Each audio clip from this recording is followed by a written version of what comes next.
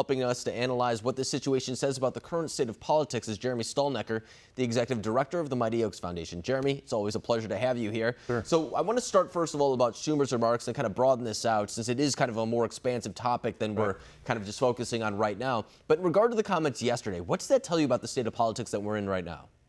Clearly, it's a reflection on what we all know, that our politics are extremely divided, very, very partisan. And this is no secret. This is the political world that we're living in right now. It also indicates the deep hypocrisy of those that scream at our president for the things that he says. And you can criticize the president if you like to, but you can't criticize him and then do what he does and go deeper and still continue to criticize him. Again, just a reflection on the hypocrisy. The president asking that justices recuse themselves from cases they may be personally invested in is a very, very different thing than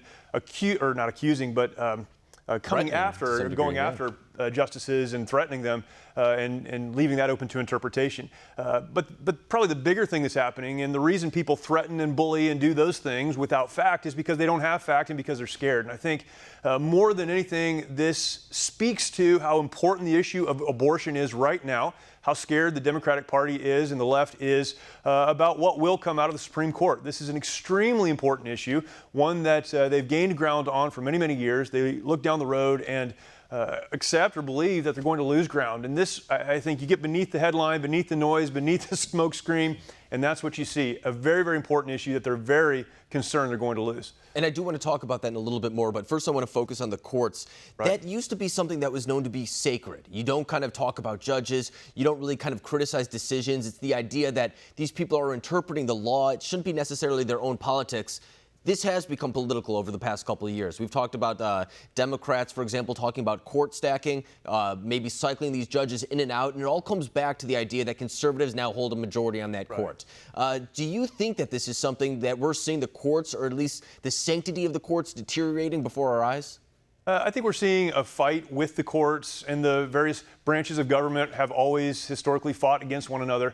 Chief Justice Roberts standing up and saying we're not going to accept this really is a great firewall against those who would try to invade the court. And again, we don't know what happens behind the scenes, but I think that was exactly the right thing for him to do, to maintain the sanctity of the court and to put the Supreme Court in a place where they can call balls and strikes, as he said, but really look at things objectively. Now, we understand, and it would be really foolish to not believe or accept that politics invades everything, that we all have a personal point of view, that we come from a background that informs our decisions. It's no different on the Supreme Court. However, there is an attempt made, and I think Justice Roberts is speaking to this, an attempt made to maintain as much as possible the objectivity of the court. And that's important. No, I think you're exactly right. And in fact, a lot of conservatives who they've in the past actually voiced their concerns about Roberts, especially when it comes to Obamacare. Yeah, that's right. I mean, that's an example of him kind of not siding with the politics of it. Of course, he is a Republican appointee, but kind of going with what he thinks the actual law is. And that's something that conservatives actually really try to slam home a lot. But you mentioned before the issue of abortion, and that's something to me that's become a little bit fascinating over the past couple of years, because to me it seems like it's becoming more polarized. We see those heartbeat bills in some of the southern states, and then on the other side of the spectrum, we see late-term abortions kind of being passed in states like New York, California, stuff like that. So it allows you to have an abortion. The span between those is what I'm trying to say, is either not until a heartbeat or all the way up until delivery, basically. Is this becoming a more polarized issue? It's becoming a much more polarized issue, and I think for some very real reasons. We've been told for a long time that the issue at stake is the question of when does life begin. And so this issue around abortion, we talk about the health of the mother and even the child in some cases, these other peripheral issues, but it really boils down to when does life begin and who gets to define that. This last week, as you're aware, the Senate attempted to pass a bill that would protect the rights of a child who lived through an abortion attempt, and they came out on the other side of that abortion attempt alive. Right now, medical professionals are required to provide care. States are beginning to pass their own laws mandating that they would not have to provide care, or allowing them to not provide care. The Senate tried to pass a bill that said if a child is born alive, a physician needs to provide care to maintain the health and the life of that child. And that was not passed in our Senate.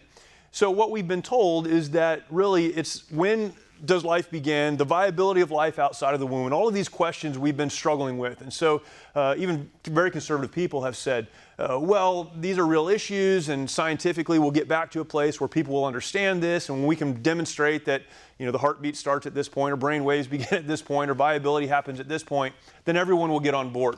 When we decide as a country, as a legislative body, that we will not protect the life of a child born alive, then all bets are off. And it's a very, very new conversation, a very new game. And I think people on both sides now see this for what it is and have become very desperate. And I think that might have been the strategy, actually, because going into that vote that you're talking about, a lot of Democrats would say that it was a non-issue.